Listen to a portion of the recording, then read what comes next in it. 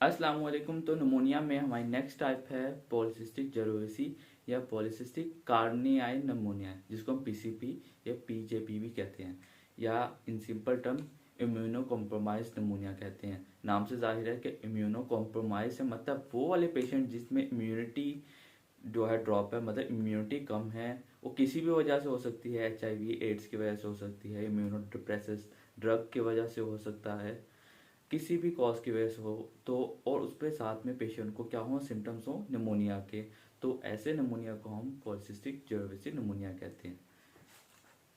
तो पीसीबी क्या है?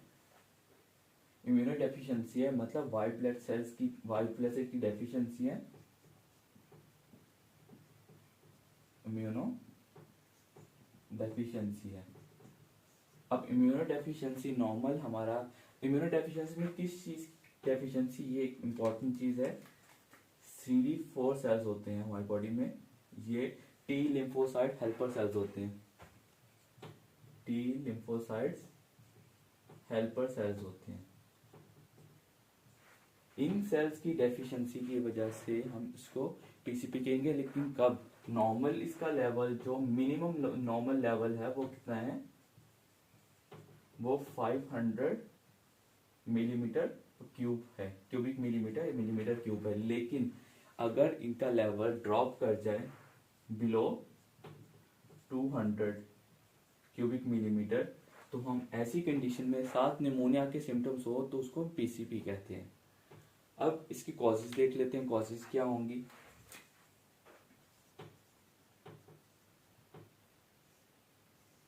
कॉजेज में सबसे पहली कॉज आ जाती है जिसको आपने लाजमी माइंड में रखना है, वो क्या है? HIV AIDS. HIV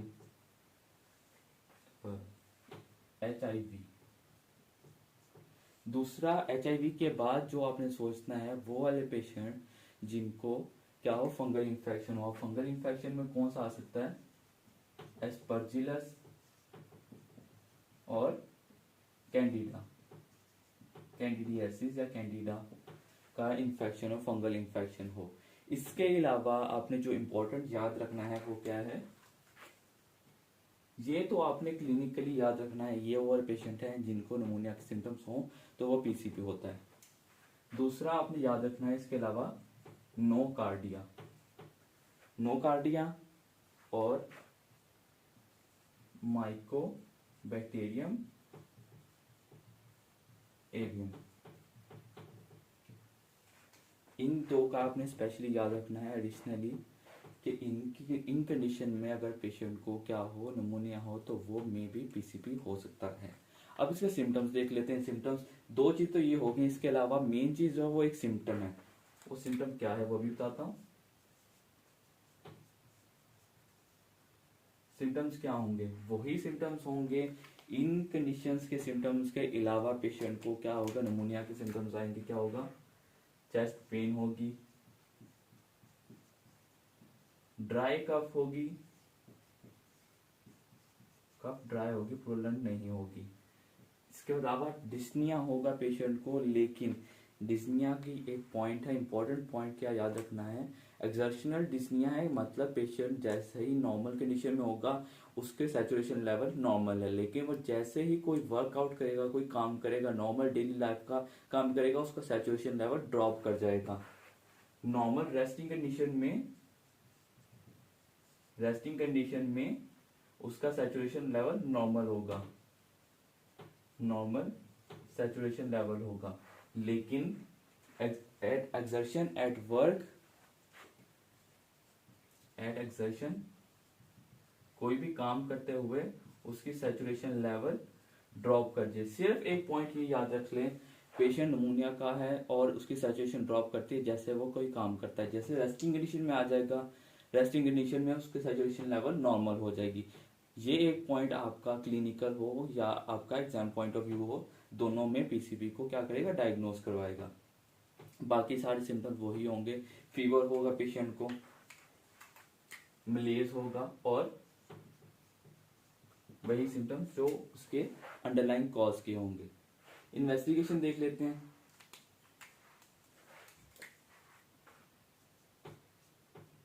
investigation pneumonia की बेस्ट इनिशियल टेस्ट जो होगा वो क्या होगा, चेस्ट एक्सरेज। चेस्ट एक्सरे में सेम जैसे आपको पेशेंट को ARDS में और कोरोना के अंदर कोविड-19 में पेशेंट को क्या मिलता है, ग्राउंड ग्लास मिलता है, सेम वैसे ही इसमें ग्राउंड ग्लास अपीयरेंस होगा, बाइलेटरल इन्वॉल्वमेंट होगी, बाइलेटरल इन्वॉल्वमेंट होगी, ग्राउंड ग्लास होगा, पूरा का पूरा जो एक्सरे होगा बिल्कुल स्नोई अपीयरेंस होगा, व्हाइट कलर का होगा, व्हाइट इन्फिल्ट्रेशंस मिलेंगी। उसके अलावा मोस्ट एक्यूरेट टेस्ट जो ओल्डर था वो PCR था, अभी जो मोस्ट एक्यूरेट टेस्ट है वो है ब्रोंकियो एल्वियोलर लवाज, मतलब बाल, broncho alveolar lavage is the most accurate test for pneumonia, PCV pneumonia. अब इसकी जो मेन चीजों के अलावा आ जाता है ट्रीटमेंट। ट्रीटमेंट निमोनिया का PCV निमोनिया का थोड़ा डिफरेंट है।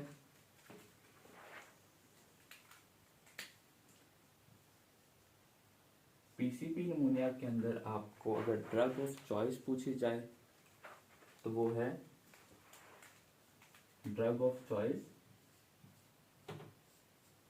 वो है TMP SMX, TMP SMX मतलब ट्राई मेथोप्रिम प्लस सल्फा मेथोक्साजोल, ये आपकी ड्रग ऑफ चॉइस है फॉर PCP। अगर आपसे पूछा जाए प्रोफाइलेक्टिक ड्रग ऑफ चॉइस क्या है फॉर प्रोफाइलेक्सिस,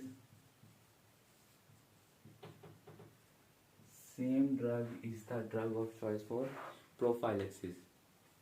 लेकिन यहाँ पे एक एडिशनल पॉइंट है, वो है HIV या एड्स से रिलेटेड। जब CD4 लेवल 500 से बिलो होता है तब अगर पूछी जाए फॉर एड्स पेशेंट की प्रोफाइलेक्टिक ड्रग जो अगर पूछी जाए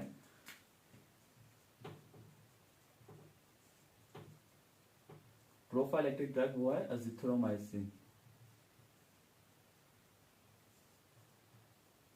अगर आपसे इस चीज का पूछा जाए prophylactic drug for HIV patient जिनका CD4 काउंट लेस देन 500 है तो वो अजिथ्रोमाइसिन है।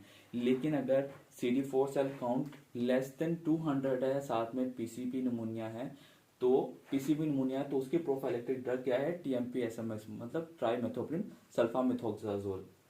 कुछ पेशेंट ऐसे होते हैं कि जिनको जो है ये ड्रग हम नहीं यूज कर सकते। इंडिकेशन है, इंडिकेशन क्या होगी पेशेंट को, अगर ये वाला पेशेंट इसके साइड इफेक्ट्स की वजह से यूज नहीं कर रहा। साइड इफेक्ट्स इसके इंपॉर्टेंट है। साइड इफेक्ट में पहला इसका साइड इफेक्ट आ जाता है कि पेशेंट को बॉडी रैशेस होंगे। TMP SMX का जो साइड इफेक्ट है वो बॉडी रैश है। दूसरा, इसके अंदर फॉलिक एसिड की डेफिशिएंसी हो जाती है पेशेंट को, फॉलिक एसिड डेफिशिएंसी। तीसरा, इसके अंदर न्यूट्रोपीनिया हो जाता है पेशेंट को, न्यूट्रोपीनिया।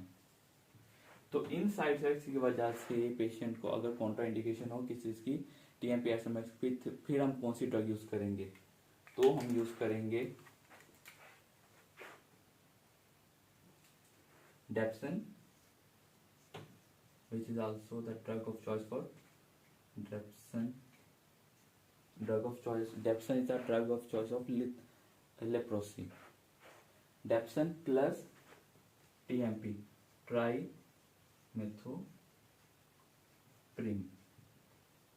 या इसके अलावा एक और कॉम्बिनेशन है, वो है क्लिंडामाइसिन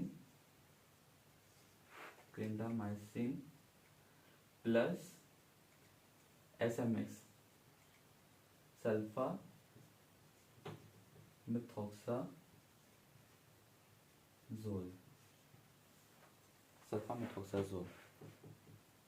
लेकिन इन दोनों का भी अलग से पूछा जाता है, कॉन्ट्रा इंडिकेशन है उनके अंदर। ये दोनों ड्रग्स, ये दोनों कॉम्बिनेशंस कॉन्ट्रा इंडिकेशन है किसके अंदर, वो वाले पेशेंट जिनके अंदर एक हमारा एंजाइम होता है G6PD डेफिशिएंसी। G6PD डेफिशिएंसी में डेप्सन प्लस ट्राइमेथोप्रिम और क्लिंडामाइसिन प्लस सल्फामेथोक्साजोल इनका कॉम्बिनेशन कॉन्ट्राइंडिकेटेड है। अगर ये दोनों भी यूज नहीं कर सकते इजीली, सिंपल जो आपने याद रखना वो यही याद रखना है कि TMP SMX यूज करना है as a prophylaxis and as a treatment drug of choice. लेकिन कॉन्ट्राइंडिकेशन है तो आपने कौन सी यूज करना है, क्लिंडामाइसिन प्लस सल्फामेथोक्साजोल या फिर डेप्सन प्लस ट्राइमेथोप्रिम। लेकिन अगर ये भी ड्रग यूज नहीं कर सकते तो ऐसी कंडीशन में हम यूज करते हैं पेंटामिडाइन या पेंटामिडीन। जब ये दो कंडीशंस अगर आपको हो इस पेशेंट के G6PD डेफिशिएंसी के अंदर। क्लियर। ये जो इम्पोर्टेंट था PCP का वो आपके सामने है। लेकिन जो आपने अब याद रखना है, याद क्या चीज़ रखनी है, क्लिनिकली पेशेंट आता है निमोनिया के साथ साथ में उसको नोकार्डिया के सिम्टम्स हैं या फिर डायग्नोज है ऑलरेडी माइकोबैक्टीरियम एवियम, या ये दोनों आपको इन्वेस्टिगेशन इनकी सेपरेटली आपको करनी होगी। जैसे ही डायग्नोज होगा इनके साथ पेशेंट को क्या हो, निमोनिया हो, इनका CD4 सेल काउंट जो हो वो ड्रॉप करे, लेस देन 200 हो तो वो PCP है। अगर PCP है पेशेंट को तो आप क्या करेंगे, इन्वेस्टिगेशन के अंदर ग्राउंड क्लास आएगा तो आपने कंफर्मेटरी टेस्ट क्या करना है, आपने ब्रोंकियो एल्वियोलर लवाज करना है, मतलब बाल करवाना है। उससे आपको कंफर्म हो जाएगा कि ये PCP है। अब उसके ट्रीटमेंट की तरफ आ जाते हैं। जब CD4 सेल काउंट ट्रीट हो चुका है लेकिन फिर भी प्रोफाइलेक्टिकली आपने क्या यूज करना है, लेस देन 500 है तो प्रोफाइलेटिकली फॉर PCP आपने यूज करना है सल्फामेथोक्साजोल प्लस ट्राइमेथोप्रिम। लेकिन ड्रग ऑफ चॉइस पूछी जाए तो वो भी सेम है। अगर आप इसको TMP प्लस SMX नहीं दे सकते तो उस केस के अंदर, उस सिनेरियो के अंदर ये एडिशनल आपने याद रखना है कि उसके अंदर क्लिंडामाइसिन प्लस सल्फामेथोक्साजोल या फिर डेप्सन प्लस आपने क्या यूज करना है, ट्राइमेथोप्रिम। इन दोनों की कॉन्ट्राइंडिकेशन में, क्योंकि ये दोनों कॉन्ट्राइंडिकेटेड है, ये पूछा जाता है कि ये दोनों कॉन्ट्राइंडिकेटेड है किसमें, ये दोनों कॉन्ट्राइंडिकेटेड है G6PD डेफिशिएंसी में, तो तब आप क्या यूज करेंगे, पेंटामिडीन। इसके अलावा एडिशनली क्या चीज याद रखनी है, ये वाले पेशेंट, इन पेशेंट की जो डेथ रेशो है, डेथ होती है वो किस वजह से होती है, इनकी सैचुरेशन ड्रॉप करती है। इन पेशेंट की ऑक्सीजन सैचुरेशन लेस देन 70 नहीं होने देना होता। तो इनको एक तो कांस्टेंट सप्लाई ऑफ ऑक्सीजन देना है, दूसरा क्या करना है, जैसे ही इन पेशेंट का ऑक्सीजन लेवल ड्रॉप करे लेस देन 70 हो तो आपने क्या करना है, इन पेशेंट को प्रेडनिसोन स्टार्ट करवा देना है। तो इन केस इन पेशेंट में अगर सैचुरेशन लेवल जो आपने नॉर्मली मेंटेन करनी होती है वो more than 70% oxygen saturation maintain करनी होती है, लेकिन अगर ये ड्रॉप करे तो ऐसी कंडीशन में आपने जो यूज करना है वो प्रेडनिसोलोन या प्रेडनिसोन जो कि आपका स्टीरॉयड है वो यूज करना है। स्टीरॉयड्स इस पेशेंट की मोर्टेलिटी रेट को मोर्टेलिटी रेट को इंक्रीज करेगा, मतलब ये मोर्टेलिटी रेट को ड्रॉप करेगा, पेशेंट की डेथ रेशियो को कम करेगा। तो ये था PCP नमूना।